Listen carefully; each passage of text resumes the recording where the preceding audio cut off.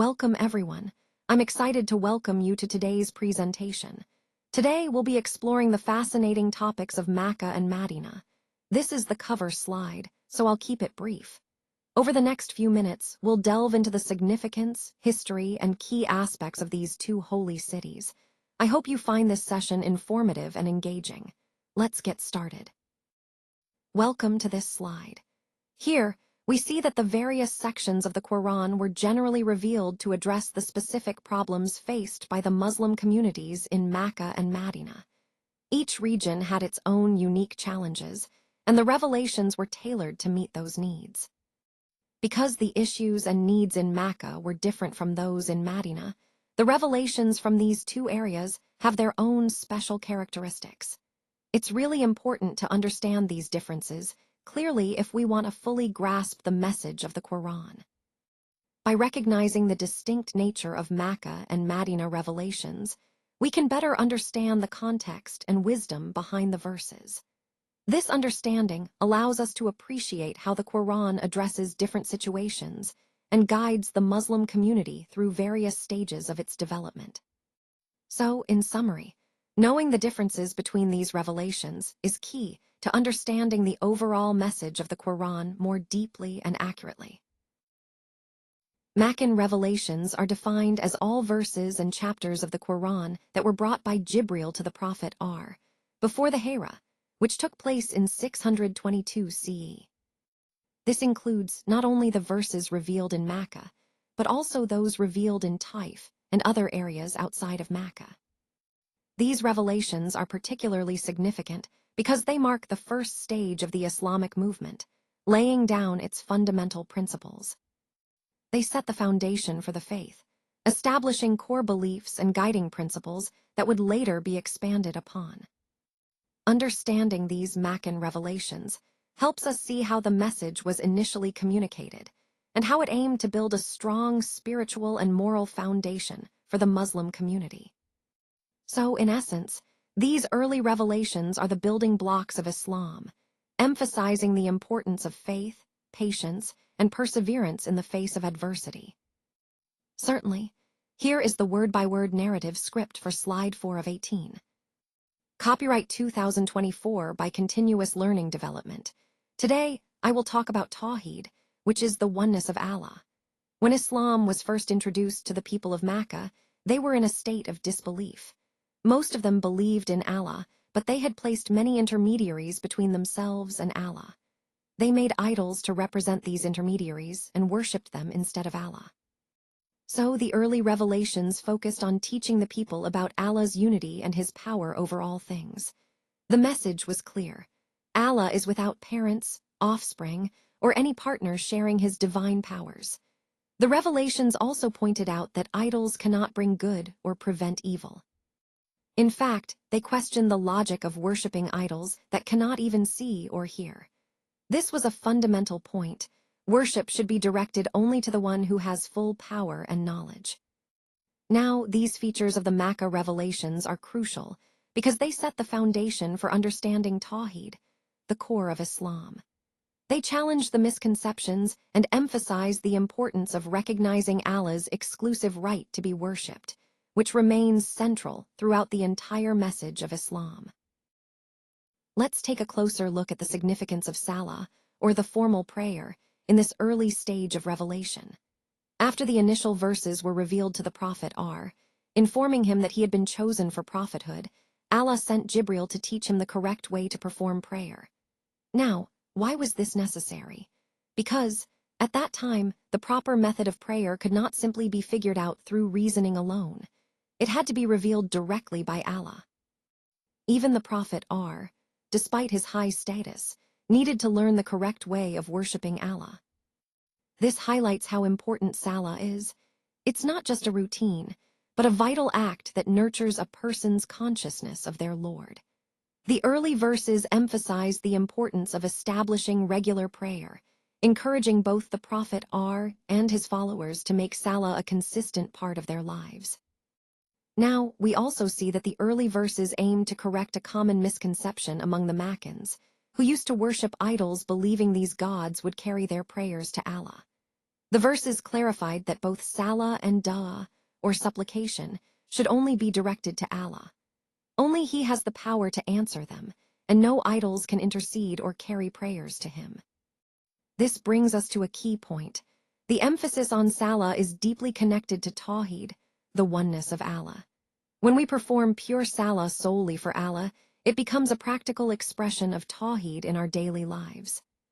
So, in summary, these revelations laid the foundation for understanding the correct way to worship, emphasizing that salah is not just a ritual, but a vital act of devotion that reflects our belief in the oneness of Allah. Today, I want to talk about the concept of the unseen and how it was understood in the early revelations. Because, of course, human beings initially had no way of knowing about this unseen world. The early verses taught believers about its wonders, its mysteries, and even its horrors. These verses described paradise and its pleasures, not just to paint a beautiful picture, but to encourage believers to continue doing good deeds. It was a motivation, a reminder of the rewards that await those who live righteously. At the same time, they depicted the hellfire and its torments. This served to remind believers of the importance of avoiding evil deeds. It's a way to motivate them to stay on the right path. Descriptions of the fire and its inhabitants also reassured believers that those who do wrong in this life will not escape Allah's punishment. It emphasizes divine justice and accountability. But these descriptions weren't just for believers, they also served a purpose for disbelievers. They aimed to scare them into reconsidering their stance before it's too late. Some verses even reasoned with those who couldn't accept resurrection by giving examples from nature. For instance, rain falling on dead earth brings it back to life, illustrating the concept of resurrection. Others pointed out that if Allah can create life initially, recreating it is actually easier than creating it the first time. And of course, it's all the same to Allah. Nothing is beyond His power. So overall, these revelations about the unseen were designed to strengthen faith, motivate good behavior, and remind everyone of Allah's omnipotence and justice. Let's explore some of the ways the early revelations in Makka addressed doubts about Allah's very existence. There were individuals among the Makkans who questioned whether Allah truly exists. To tackle this, some of the first verses used logical arguments to demonstrate His existence. Sometimes, these proofs were drawn from the natural world around them, things they could see and observe daily. For example, Allah asked the people to look at the camels and consider how they were created. He pointed to the sky and asked how it was raised high above, how it remains so vast and firm. He also mentioned the mountains, asking how they are so deeply rooted and immovable. And he pointed to the earth, asking how it was spread out and made suitable for life. These are clear signs from nature that point to a creator's hand behind everything. At other times, the approach was more logical and philosophical. Allah asked them whether they were created from nothing, or if they themselves created their existence. This is a profound question. If they were created from nothing, then who is the true creator? If they created themselves, then how could that be possible? These questions are designed to make them reflect deeply and realize that the only logical conclusion is the existence of Allah. So, these revelations used both observable signs from nature and rational thinking to establish the certainty of Allah's existence.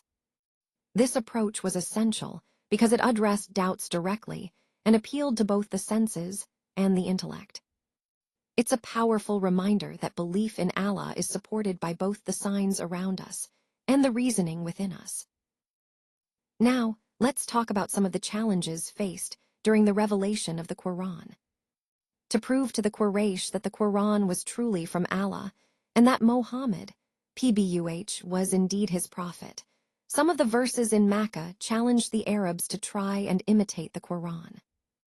You see, many chapters in the Quran start with individual letters like Alif, Lam, and Mim, or Sad, or Nun. These letters served as a sort of challenge or tease to the Makkans, who were skilled in poetry and speech, using the same alphabet to craft their elaborate poetry. But here, The key point: Allah revealed the Quran with these same letters, yet the Arabs could not imitate it. And that's what's really remarkable. They were unable to produce even a chapter as small as the shortest chapter in the Quran. This inability to imitate the Quran clearly demonstrated its miraculous nature and divine origin to everyone at that time. So these challenges serve as a proof of the Quran's authenticity, showing that it is truly from Allah and not something human-made. In this slide, we see that the Makkan verses often reference historical examples of ancient civilizations, like the Aad and the Thamud. These references serve a specific purpose: to warn those who rejected the message of Islam. By mentioning these past peoples, the Quran emphasizes the importance of heeding Allah's guidance. The verses highlight the wonders and blessings that Allah had bestowed upon these civilizations, showcasing how advanced and prosperous they once were. However, they also recount how these peoples disobeyed Allah and denied His blessings, despite witnessing His favors. Most importantly, the verses stress that Allah's punishment came upon them suddenly, while they were completely unaware or unconcerned about the consequences of their actions. This serves as a powerful reminder that ignoring Allah's message and disobeying Him can lead to severe consequences. It's also worth noting that these examples were familiar to the Arabs of that time, because the ruins of these civilizations, such as the stone tombs of Medeenan Sali related to the Thamud, could still be seen along trade routes like the one to Syria. These tangible remnants reinforced the lessons conveyed in the Quran and made the warnings even more impactful. In the Makkan period, very few laws were revealed, and instead, the focus was on building the faith, or Iman, of the early Muslims. These verses emphasize the importance of fearing Allah and being constantly aware of His presence and His knowledge of all things. It wasn't just about rules. It was about shaping the moral and spiritual character of the believers. You'll notice that these verses often contain advice on qualities like patience, perseverance, truthfulness, and trustworthiness. These traits were crucial because the early Muslims were a minority and faced intense pressure from the society around them in Mecca. So the key point here is that during this period, the emphasis was on developing a strong inner faith and moral integrity. These qualities helped sustain them through difficult times and laid a solid foundation for their spiritual growth. This approach aligns perfectly with the overall theme of building a resilient, faithful community rooted in moral excellence. Let's take a closer look at the features of Makkan revelations. As you can see, Makkan surahs are characterized by their short verses, which are often catchy and rhythmic. These qualities were intentionally designed to grab the listener's attention, especially because many of the audience members were opposed to the message of Islam. The brevity of the verses is also strategic. Long speeches wouldn't have worked because the audience was likely to tune out or react negatively. In fact, when they heard the Quran, their instinct was often to block out the message by plugging their fingers in their ears and turning away. So, the verses had to make an immediate impact, strike home quickly and clearly. You might notice that these verses resemble chants, similar to those of oracles or fortune-tellers. However, the key difference is that the meaning of the Quranic verses was very clear, unlike the vague and obscure messages of oracles. This clarity helped convey the powerful message directly and effectively. And a final point, these features, such as short, rhythmic verses that are easy to remember, played a crucial role in the overall strategy of the Makkan revelations, helping the message reach and resonate with the listeners despite their initial resistance. Today, I will talk about Medeenan revelations, which refer to all those verses and chapters of the Quran that were revealed after the Hijra, or the migration to Medina. These revelations include verses revealed during key moments like the battles, as well as those revealed in Mecca and Mina, both during and after the farewell pilgrimage. What's important here is that all these verses are considered Medeenan because they symbolize the second stage of the Islamic movement. This stage was marked by the consolidation of the Islamic State, which was a crucial turning point in the history of Islam. Now, let's move on to the features of Medeenan revelations. These features help us understand the nature and purpose of these revelations and how they contributed to the development of the Islamic community. By examining these features, we see how the revelations aim to strengthen, organize, and solidify the social and spiritual foundations of the growing Islamic state. This understanding ties back to our overall theme of the evolution and growth of Islam as a community and a state. So, in essence, Medeenan revelations are about building a strong, unified, and resilient Islamic society after the migration. Today, I want to highlight some of the main characteristics of the Medeenan verses.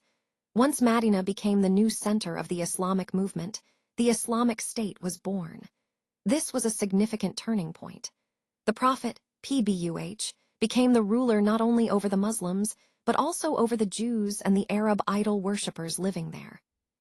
A constitution was drawn up, laying out the laws and principles that would govern the community. A system of justice was established to ensure fairness and order. During this Medeenan period, the verses contained many social, economic, and spiritual laws that were essential for organizing and developing an Islamic state. It's also during this time that the last three pillars of Islam, Zakah, Sawm, and Hajj, were revealed. These are central to our faith and practice. Additionally, prohibitions such as drinking alcohol, eating pork, and gambling were introduced, marking important moral and social boundaries for the community.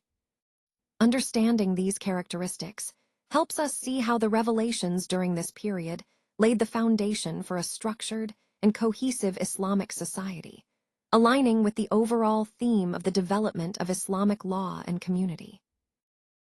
Let's explore the remarkable interactions between the people of the book and the early Muslim community. In Medina, Muslims encountered Jews for the first time, and these interactions often involved questions aimed at challenging Muslim beliefs. The Jews would pose various questions about Allah, the prophets, and the unseen, in an attempt to test or shake the faith of the Muslims. In response to these questions, many of the verses revealed in Medina served as direct answers, clarifying and defending Islamic teachings. Similarly, Muslims also engaged more extensively with Christians, which led to the revelation of verses addressing Christian misconceptions. For example, some verses clarified that Jesus' birth was not greater than that of Prophet Adam, who had neither father nor mother, emphasizing the unique creation of each prophet. The verses also highlighted that Jesus' miracles, such as bringing the dead back to life, were only possible by Allah's permission. This was to clarify that Jesus was not a god nor the son of Allah, and importantly, to reject the Christian belief of the Trinity. Overall, these Medeenan revelations played a crucial role in addressing misconceptions, strengthening the understanding of Islamic monotheism, and reinforcing the message that Allah is one and unique. Today, I want to talk about a very interesting and important aspect of the early Islamic history, which is the emergence of the munafiqun, or hypocrites. For the first time since the beginning of the final message, we see people entering Islam without truly believing in it. This is a crucial point because it shows us that not everyone who outwardly accepts Islam genuinely believes in its message deep down. In Mecca, Muslims were under severe oppression and faced many attacks. Because of this, no one would enter Islam unless they truly believed in its teachings and were committed to it. Their faith was genuine, and they remained steadfast despite the hardships. However, the situation in Medina was quite different. The Muslims there had established strength and dominance. They ruled the city and were confident in their faith. This environment created a different dynamic. Some people entered Islam not out of sincere belief, but to benefit from the Muslims' strength or to oppose them from within. A notable example is Abdullah ibn Ubay ibn Salul. He was about to be crowned king of Medina when the Prophet, PBUH, arrived. With the Prophet's arrival, the Muslims' position was solidified, and Ibn Salul's hopes of leadership were shattered. Since he couldn't openly oppose the Muslims anymore, he accepted Islam. But it was clear that his true intentions were different. He worked against the Muslims from within. Eventually, Ibn Salul became the leader of the hypocrites, the munafiqun. This was a dangerous development because their hypocrisy could undermine the unity and strength of the Muslim community. That's why the verses revealed during the Medeenan stage specifically warned Muslims about the dangers of these hypocrites. They also taught believers how to recognize and deal effectively with them. So, in understanding this, it's vital to realize that not everyone who claims to be Muslim is sincere, and their actions can pose a serious threat to the community. Recognizing the traits of the hypocrisy and being vigilant helps in maintaining the integrity and unity of the faith. Let's talk about the concept of jihad and its significance in Islamic history. The right to fight against the enemy was granted for the first time in Medina. During the Makkan period, Muslims were actually forbidden to fight back. This restriction was based on two main reasons. First, Muslims were a minority at that time and could have been completely wiped out if they had fought back. Second, this period was crucial for developing the character of the believers. It was a time to strengthen qualities like steadfast patience, which was essential for those carrying the message of Islam. Only those with strong faith could endure these tough tests. The Makkan period laid the foundation for the Islamic movement that was to come. Then, during the Medeenan stage, we see a shift. A series of battles were fought against the forces of disbelief, ultimately leading to the conquest of Mecca and bringing the entire Arabian Peninsula under Islamic rule. It was during this period that many Medeenan verses were revealed, teaching Muslims about the principles of war in Islam. For example, these verses explained how to treat prisoners of war, and they explicitly forbade retreat during an attack unless it was a strategic move to trap the enemy. Islam also emphasized being well prepared with the best weapons and battle gear possible. Now, moving to the features of the Makkan revelations, these teachings played a vital role in shaping the spiritual and moral foundation of the Muslim community. They emphasized patience, perseverance, and reliance on Allah. These revelations helped Muslims understand that struggles and hardships are part of the divine plan, and that steadfastness would ultimately lead to success. Connecting this to our overall theme, we see that patience and preparedness are key elements in both spiritual development and in facing life's challenges, including the battles and trials we encounter. Certainly, here is the word-by-word narrative script for slide 17. As we look at the characteristics of the Makkan revelations, it's important to understand how their style differed from the Medeenan verses. Makkan revelations were generally shorter and more focused on foundational beliefs and core messages. They aimed to capture attention quickly because, at that time, the followers of Islam were still few and sometimes unwilling listeners. The key point here is that Makkan verses often used powerful, concise language to emphasize the oneness of Allah, the reality of the hereafter, and other vital aspects of faith. These messages needed to be striking and memorable to leave an impact. In contrast, Medeenan revelations, as we saw earlier, tended to be longer and more detailed. By this stage, Islam had grown stronger and more established, so the audience was more receptive. This allowed for longer verses that elaborated on laws and social guidance, and even some verses that are longer than entire Makkan surahs. It's also interesting to note that the shortest surah in the Quran, Surah Al-Kawthar, is Makkan and contains only 11 words across 3 short verses. This brevity underscores how Makkan revelations prioritized brevity and impact, which was appropriate given the context. Overall, understanding these stylistic differences helps us appreciate how the message was tailored to the audience's needs and circumstances at each stage of Islam's revelation.